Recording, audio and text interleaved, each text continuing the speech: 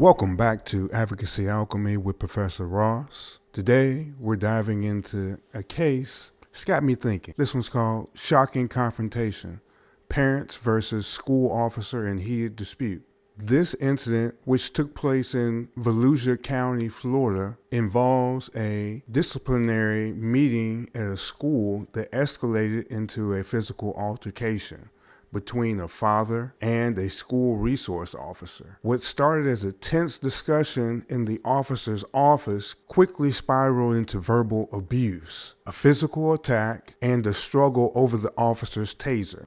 We'll examine potential charges like battery on a law enforcement officer, resisting arrest with violence, and depriving an officer of their weapon.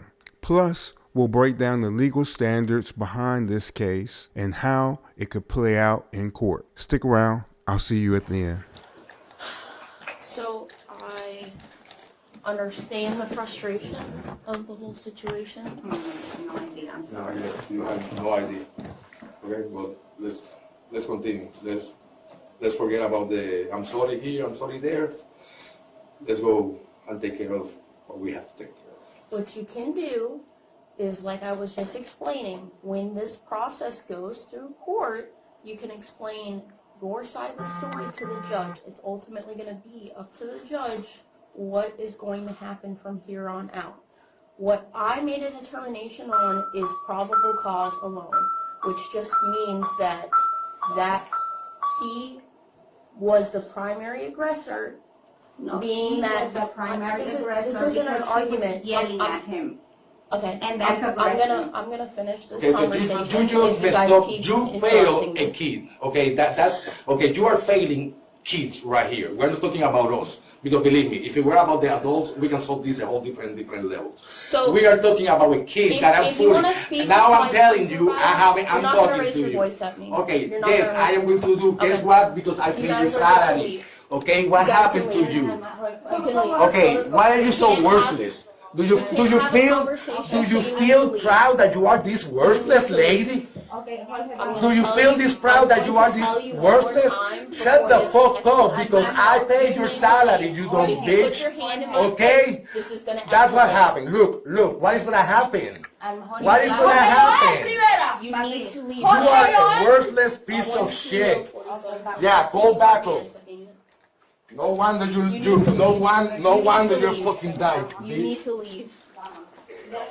There's nothing that we can do, okay? But don't worry, we're gonna keep this high. You need to leave. You are You put your hand in my face one more time.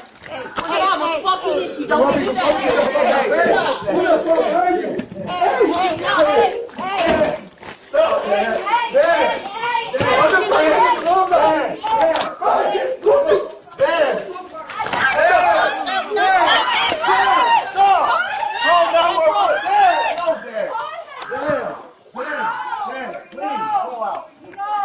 Put it down right fucking now. Put it down right now. Put your hands behind your fucking back. Put your hands behind your fucking back now. Mira tu hijo. Wait, put your hands in 1 minute. Put your hands behind your fucking back now. Piensa en tu hijo. Yeah, please, thank you. Dad. Central Kilo 47.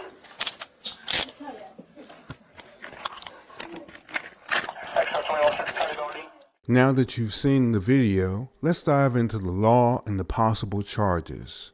Here's what the father could be facing under Florida law. 1. Battery on a law enforcement officer. Striking or touching an officer during their lawful duties.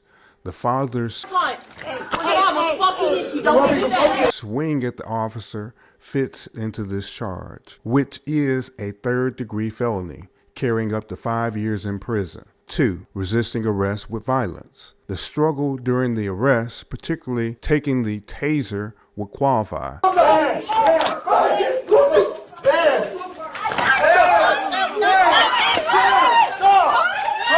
This is another third-degree felony. 3. Depriving an officer of means of protection. Taking the taser from the officer is explicitly addressed in Florida law. This charge also comes with a third-degree felony, potentially. Put it down right fucking now. Other charges could include disorderly conduct for the father's outbursts. Do you feel this proud that you are this worthless? Shut the fuck up because I paid your salary, you dumb bitch. Okay? That's what happened. Look, what is gonna happen? And disruption of a school function. 4. Causing chaos on school grounds. This case brings up crucial questions about accountability and how the law protects officers while ensuring fair treatment for everyone involved. To bring these charges, law enforcement relies on evidentiary standards, which are thresholds for what kind of proof is needed at each stage of a legal case. Here's a quick breakdown with a focus on probable cause. 1.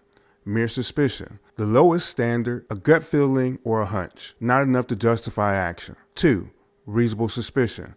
A specific belief based on facts that someone may be involved in a crime. This allows for temporary stops or detentions. 3. Probable cause. The key standard in this case, it means there's enough evidence to reasonably believe a crime has been committed. For example, the officer's direct observations of the father's assault and the struggle over the taser provide probable cause for his arrest. 4. Preponderance of the evidence. Used in civil cases, meaning it's more likely than not that something happened. Remember, we usually say about 51%. 5. Clear and convincing evidence. A higher bar used in cases like parental rights termination. This is about 75%. 6. Beyond a reasonable doubt, the highest standard reserved for criminal convictions. In this case, probable cause is established through the officer's observations, the video evidence, and the father's actions during the incident.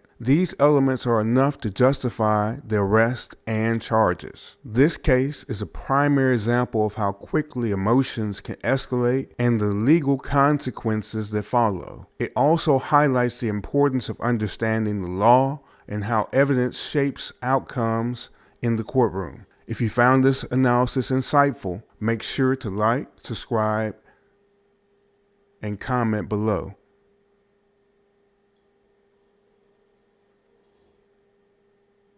Make sure to like, comment, and subscribe to Advocacy Alchemy. Don't forget to hit the notification bell so you never miss a breakdown of real-world legal scenarios. As always, stay informed, stay curious, and stay sharp. I'll see you next time on Advocacy